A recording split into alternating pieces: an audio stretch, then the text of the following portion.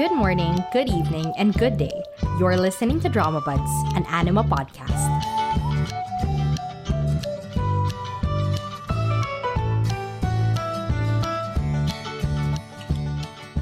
So hello everyone. Welcome back to Dramabuds. Happy New Year. I know I've been gone for a while and that's because honestly, 2021 was a crazy year for me K-dramas wise. Like I was watching almost all of the ongoing shows, and I had a show that I watched every day with my sister, and then another show I would watch alone.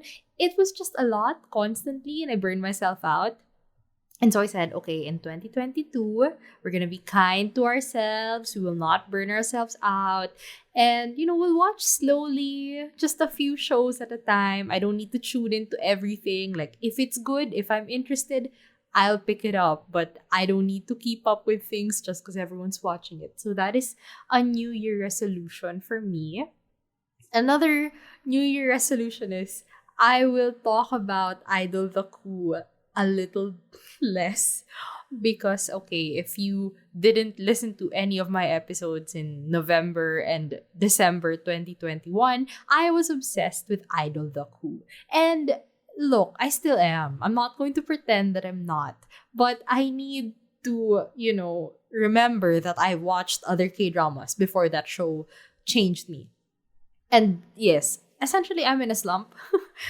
As we all know, but I'm easing myself out of it instead of forcing myself to find a new show or just be amazed by everything I'm watching. Like, the expectations are so low at this point. So that's how I'm enjoying things, because I expect nothing from anything.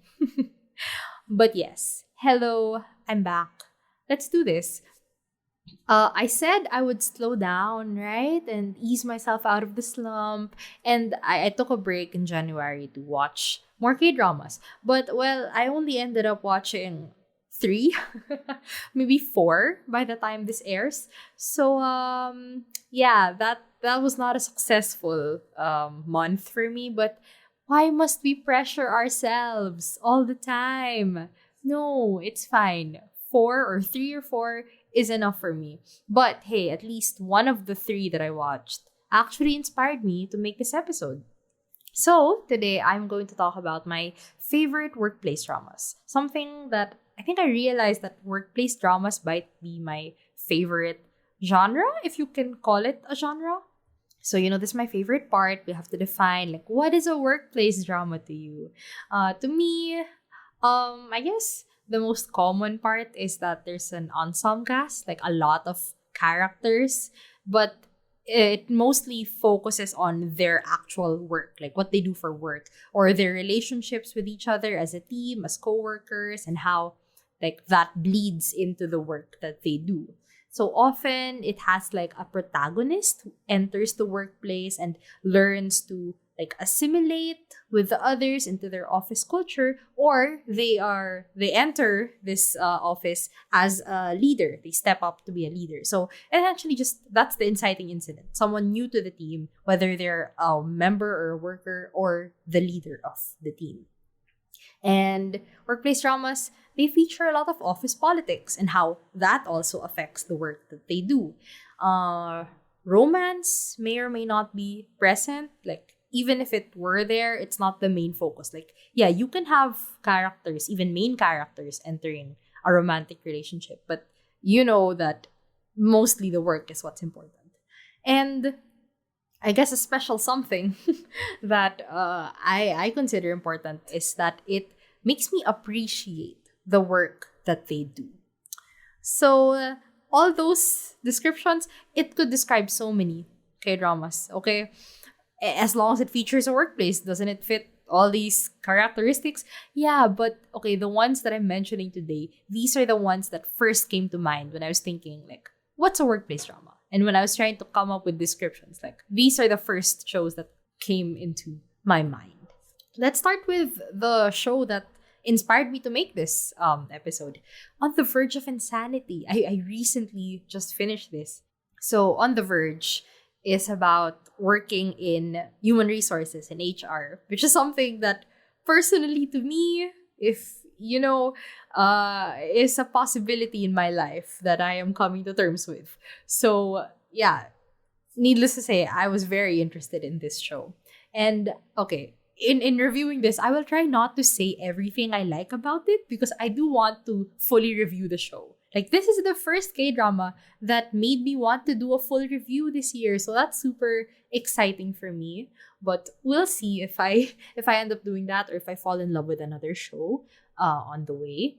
So our protagonist is Choi Ban-sok, who is a hardware developer who had to move to a different, they call it campus or branch of the company because his original branch was shut down. Because he's in a electronics company, so they make appliances and stuff. And in his new campus, that's where he meets Dang Jae-yong, the newly appointed head of HR, and Han Se-kwon, the leader of the research and development team he was assigned to because he wants to transition from doing hardware to software. Okay, so first of all, why do I love this show? Look, you gotta give me a strong protagonist that I really care about. And Choi Ban-sok, he is an absolute sweetheart, okay? He reminds me of President Park Moo-jin in Designated Survivor 60 Days, who I will talk about later. Don't worry, he'll be there. And what I love about Choi Ban-sok is that he's an older employee, right? I mean, he's more senior than the others. He's in his 40s, I think. But he still wants to learn, right? Like, he's not stuck in his ways of like, oh, I only do hardware. He knows that the trends of the industry and like the needed skills to really survive in the newer companies and to find work outside of this company, he needs to learn. He needs to keep learning. And so he does. And he's just so open to everything. Like, he's like, an old dog cannot learn new tricks does not apply to him at all. And I love him. So funny about this show is that everyone is insufferable. Everyone is so terrible, so difficult to work with. And that's why the show is called On the Verge of Insanity. Because if you are in this workplace with these people bringing their petty problems or their personal vendettas and everything to the workplace the way that they do, you will absolutely lose your mind. And it's a lot of the show focuses on the HR side of things, right? And so being HR, just dealing with people, bringing their personal stuff to work, and just being completely unprofessional all the time, but still having to keep people on, while also having to fire people, because that's a major plot point in the show. It's so funny. It's like, Dang Jae-yong is losing her mind with all the people she has to balance, all the agendas she has to take note of, just putting herself as the middleman of every party involved in this story. She's going crazy. I love her also. However, a good lesson of the show is that you can call people insufferable. You can call them the enemy when they're doing their job. Because a lot of people like attack HR because they're doing a lot of like layoffs and firing people essentially for, the company's growth. They're selling the campus to another electronics company. Sorry for spoiling the show, but it is what it is. Anyway, so a lot of people call HR the enemy. They see them as the enemy because you're the ones giving us the bad news. You're the ones firing us, saying that we're only worth this amount of money for all the work that we've done, even though this will not ever be enough to sustain us given that you're making us lose our jobs, blah, blah, blah. HR is the enemy. But the real lesson is, the real enemies are the higher-ups in the company who see their employees as disposable. And HR is just like caught in the middle of this. It's a super interesting perspective. I love to see that. We are all just employees here. We are all disposable to the higher-ups who are making these decisions just for the sake of the company's growth or for the money, but they don't ever think of us, the little people who work for them and give them all the products that they sell, all the ideas, all the tech. So yeah, I love that theme of the show. I also love how people's themes and their roles are constantly changing. So the dynamics of the characters with each other are constantly changing too. Like in one episode, Choi Ban-sok is new to HR, and so Dang Jae-yong is his boss, and then he goes back to research and development.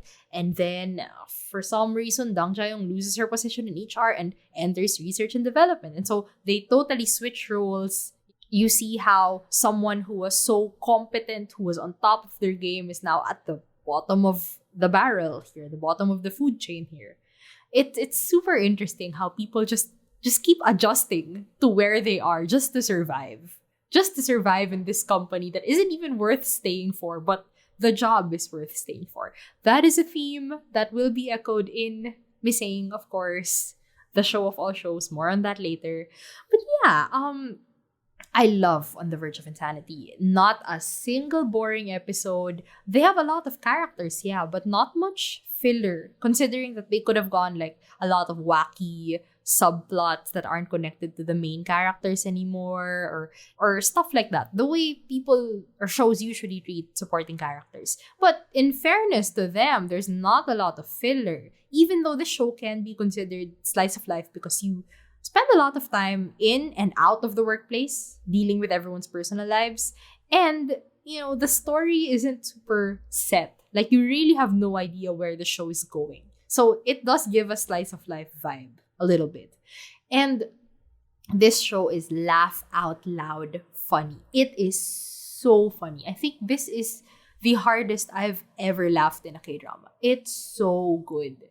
Currently, this is my favorite drama in 2022, which doesn't say much because I've only watched 3, and the other 2, it's either I knew it was going to be terrible, and the other one is like, it's just not for me and I barely paid attention. But still, On the Verge of Insanity, I think will remain in my top 10 this year. Who knows? Who knows what this year will hold for me, K-dramas wise. Okay, next show I want to talk about is Hot Stove League, which is about the management of a baseball team instead of, the athletes of the baseball team. Another interesting perspective, a more workplace drama instead of a sports drama, right? Cool. Anyway, Hot Stove League has Baek Song-soo, who's hired to be the general manager of the worst baseball team in the league to make them disband. Is that the term? I'm sorry. I don't know. But to disband the dreams. But instead, he slowly sets them up for success when the Stove League ends and the season starts. So first of all, gotta say it, Hot Stove League has the best pacing of all the K-dramas I've ever watched. I think. Like, truly, every 2 episodes is an arc. It fully resolves itself, and then you move on to the next problem, fully resolves itself, next problem. It just keeps going. So you really cannot get bored. It's so well-paced, so good. Second thing, I love how they slowly built up the ensemble cast of the show. So first, we just start with Baek Song-soo, the GM, and Lee Se-young. I don't even know what her role is at this point, but whatever, she's important. She cares a lot about the dreams. Dude, it's been over a year since I watched this show. Okay, give me a break. But yes. And then, okay, so it's Baek Song-soo and then Se-young, and then they draft good players, and then they address issues with the managers. So slowly, the managers are coming on their side. And then things just start to come together for the team as they get like more and more people believing that there is hope for the dreams, that we don't have to be stuck as the last place in the league. We have hope. There is hope for us, and we can do this. So although there are so many characters, it's not overwhelming because you meet them like a few characters at a time, and then you see them in action because the conflict centers around them, and then things come together and you feel like we overcame that together and we are growing as a team. And okay, another great thing about this show is that prior baseball knowledge is absolutely not needed. You do not, I know nothing about baseball. I can't even name a single term. I cannot. don't me. But yeah, it's not about the technical aspects of the game. It's really not that much of a sports drama as it is a workplace drama. It's about how they address the conflicts and build the camaraderie of the team. Not just the players, but also the management behind the team. I love Stove League, and I love how this is the kind of show where you don't know everything about the characters, but you don't need to, because you know them well enough from their actions and their role in the team. Like, I always say this. I forgot which K-drama I was talking about specifically. It might also be this one, but it's like, I don't need to know where you went to college and how you did and who was your best friend in high school and who did you have a falling out with when you were 22 years old and how did your mother treat you as a child and your father and all this. I don't need to know everything about the details of one person's life. I just need to see you in your role in this workplace. And your actions are consistent enough that I know who you are as a character. I don't need to know your whole background info to know who you are as a person. That's so good. And it just shows like a good writing, because you write a consistent character while still giving them room to grow based on the conflicts that they have to face. Yeah, so that's something I really, really love about Hot Stove League. Next show I want to talk about is Designated Survivor 60 Days. What are we managing in this show? The country? I don't know about you. But yeah, so in Designated Survivor 60 Days, it's a remake of the American TV show. And in here, Park Moo-jin becomes the president of South Korea overnight, and he, has to deal with being thrust into a new role and learning who to trust in the Blue House and who not to trust, and also deciding on whether or not he should actually run for president when they hold special elections after his short term, taking over the role of the president for a while. And there's also this parallel storyline of Han Na-kyung, this agent. Is she police? Is she Secret Service? I forgot. But yes, she's investigating the truth behind the explosion that caused the president and all the assemblymen to die. So I love the parallel storyline here because it's equally as engaging. It does not at all feel like a subplot. It feels like it is equally important as Park Moo-jin in the Blue House, putting out fires and learning how to become a president. Because, okay, here's the thing. You know how some shows are like, oh yeah, this plot line is equally as important as the others. It's important because you have to know the background of this and that, and you have to know what's happening to these characters, blah, blah, blah. But the main attachment is with what you consider to be the main plot line.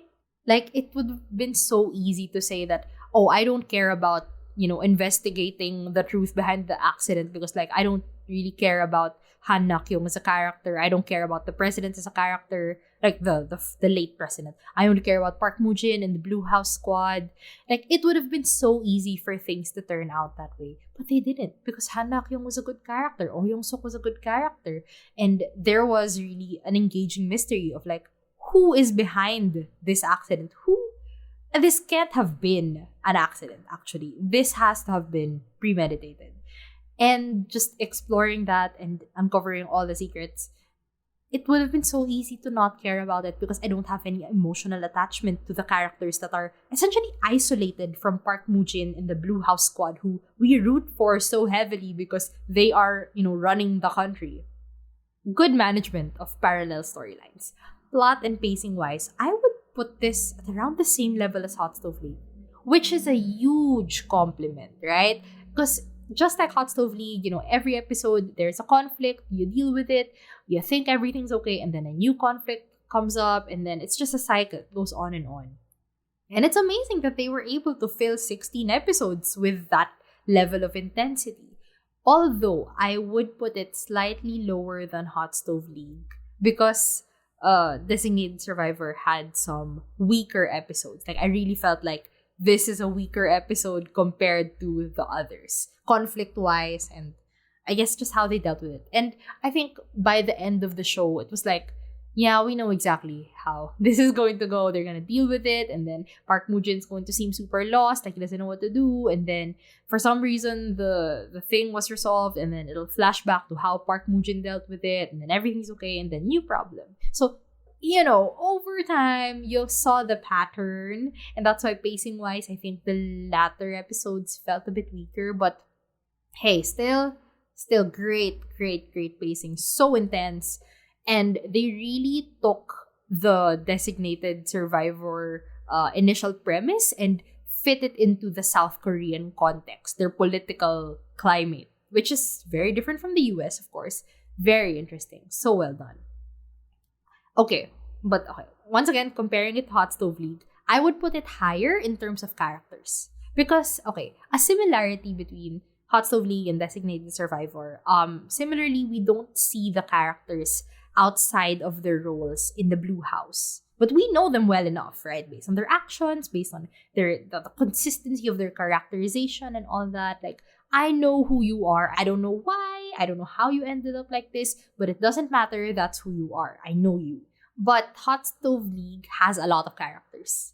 But Designated Survivor has less characters and more of like a solid squad of Park Mujin and his many secretaries around him. So it just felt a lot tighter, and I felt more attachment to them as a squad and as individuals.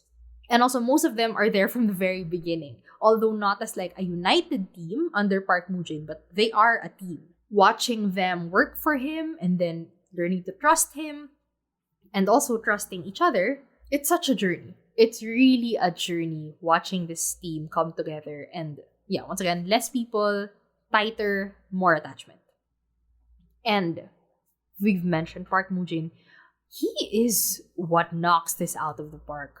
Okay, the attachment I feel for my poor Meow Meow, my precious little minister of environment, right? Environment, I'm pretty sure. And then just watching him be thrust into this role where he doesn't know what to do. It's like, oh, my poor Meow Meow. If only I could step into this world and help you out and help you succeed. He as a character inspires hope. Like, he is just so naive.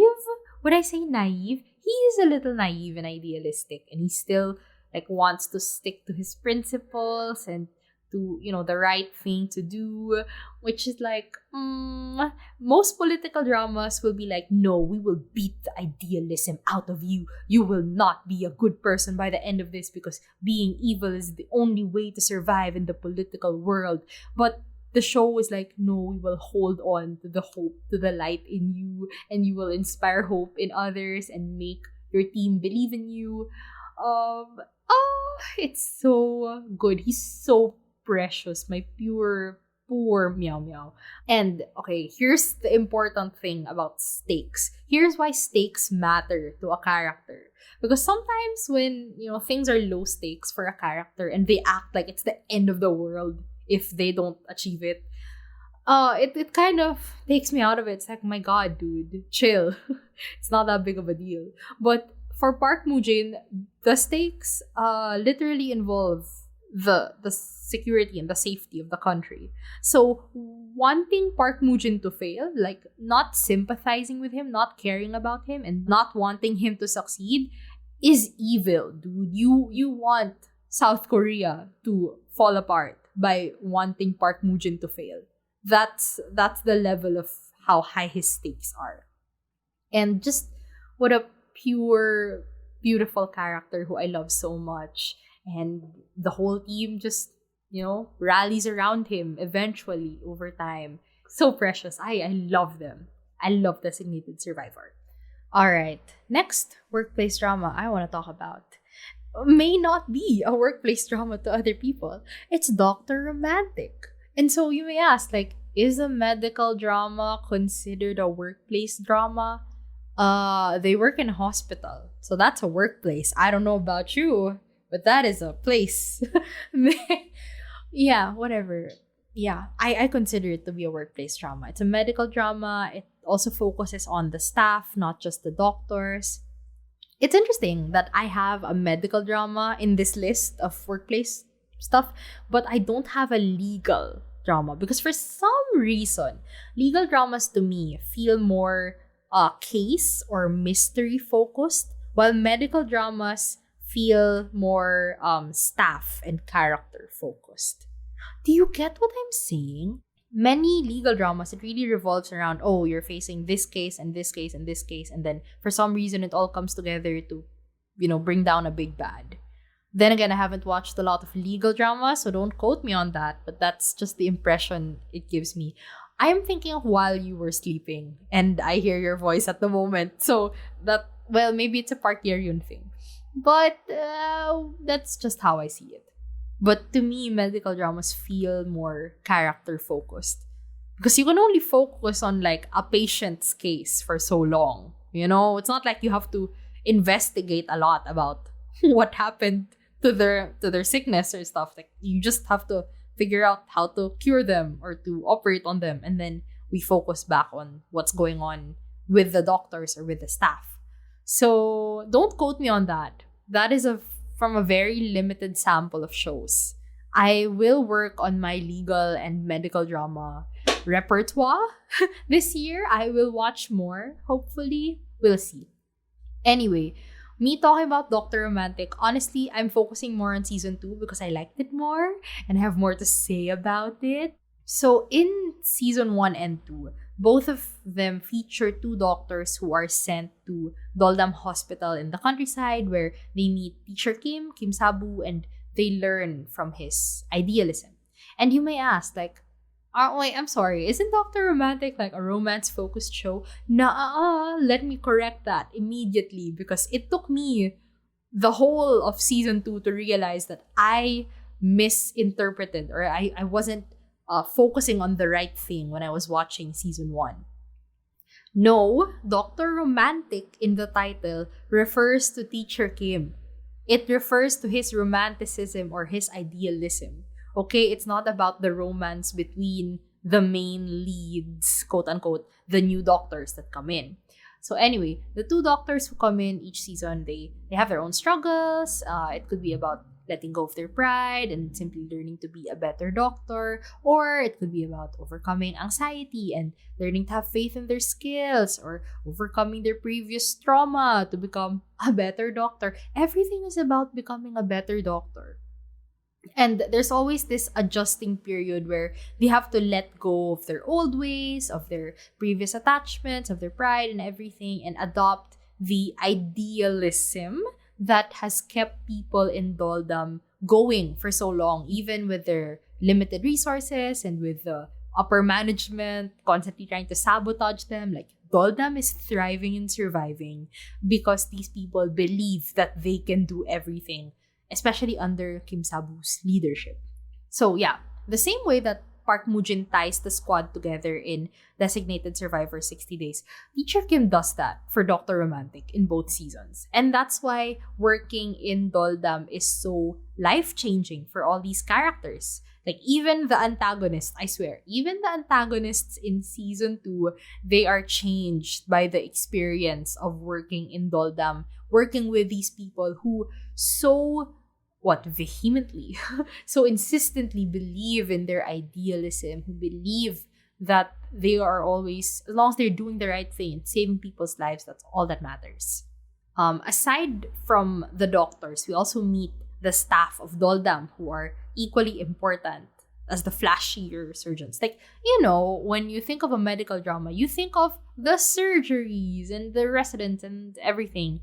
But here, like, the staff, the nurses, they're also equally important to Doldam. One conflict that I loved so much in season 2, I think I even highlighted it in my full review of the show.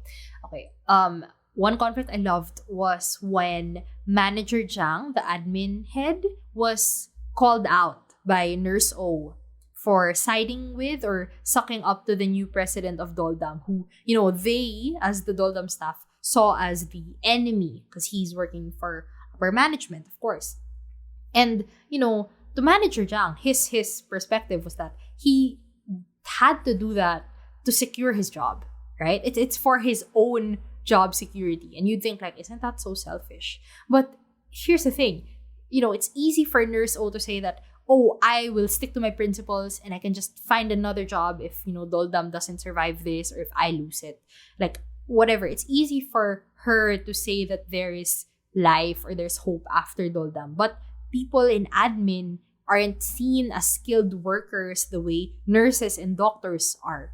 So, Manager Jiang doesn't have that safety net, or he doesn't have that kind of like openness in the future, because to him, Doldam is all he has. And so he has to, I forgot if it's about saving Doldam or about saving his own job. I forgot what his intentions were specifically, but something like that. And this whole conflict is similar to a conflict in On the Verge of Insanity, where, Choi Ban-sok and Dang Jae-yong are both considered old in the industry. But Choi Ban-sok still has a chance to find work as a developer because he has hard skills. He has experience in hardware and software. While, Dang Jae-yong, she's nearly hopeless as a 40-year-old working in HR. Like, she needs to be a C-level employee. She needs to be a cut above the rest to even have hope outside of Hanmyong Electronics. So yeah, that's yet another very interesting perspective about working in an office or in any workplace, where it's like even job security is something you have to think about. Like, surviving truly is the most important goal in most of these shows. Okay, back to Dr. Romantic 2. I really love season 2 so much because it focused more on the office politics, which you would think does not matter in a medical drama. But I told you, it's not about the medical cases. It's not about, the super cool, super intricate diseases and surgeries and operations and all that. Like, it's about working in Doldam, working with new people, learning to adjust to these people, and also trying to protect this hospital, which, serves a purpose to the people who live nearby. Like, shutting down a hospital is a huge deal. And for some reason, these higher-ups think that they can just do that willy-nilly for their own selfish purposes. No. And so you have to deal with office politics to, save Doldam, essentially. Super interesting. I love it. And if you want a medical drama that is almost all office politics, no medical, mostly drama, watch Life. Yes, that's the most dramatic medical drama with barely any medicine in it. Anyway, and another similarity of these workplace dramas actually is that we barely see them out of their workplace. We barely see them out of the hospital. But we know these characters so well. Like, really, we've seen these characters in every possible situation. And there's also so much history there, so much history between people that we haven't explored. So we already know so much about them, but there's still so much more we don't, and so much more we can explore. And that's why we need Dr. Romantic 3. I don't know who I'm going to be when they finally announce Dr. Romantic 3. I don't know how much I will lose my mind. But I definitely will. And I will absolutely lose my mind if they announce that the leads from seasons 1 and 2 are coming back. I will absolutely go bonkers. But I am holding on to that hope, and I'm also cautiously like, maybe they can't do it. Maybe it's too expensive. Maybe they're all too busy. I know. But a girl can dream. So yes, Dr. Romantic 3, please, Lord. I rarely ask for multiple seasons, but Dr. Romantic, this is the one. Our last workplace drama for today. You guessed it. You know what it is. It's Misaeng. It's the workplace drama of all workplace dramas. It's about working in a trading company. Wow. Fascinating, wonderful, amazing. So it's about 4 interns who enter the company and they learn to adjust to office culture, to different teammates, difficult teammates and managers, to unfamiliar work, to ridiculous tasks and expectations, and just everything that they have to do to survive in this workplace. Something I just love about Misaeng is okay. So in Western dramas, if you start out at the bottom, by the end of the show, you're expected to be on top. Like, it's usually that kind of underdog story, right? But in Misaeng, the only goal is to fit in and survive. It's not about becoming the best salesman or the best employee in the team. It's not about becoming the boss for some reason. It's really just about like staying, surviving, learning to deal with these people and these tasks and expectations, and just staying in the company and having a job.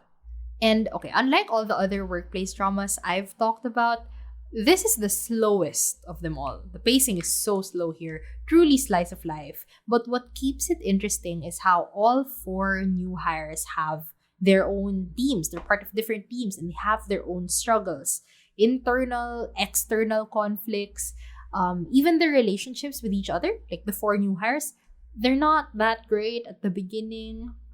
And so everyone really starts out alone and lost, living incomplete lives in jobs that they're not satisfied with, in teams that they don't fully belong to or they don't feel comfortable with, who even openly oppress them for some characters.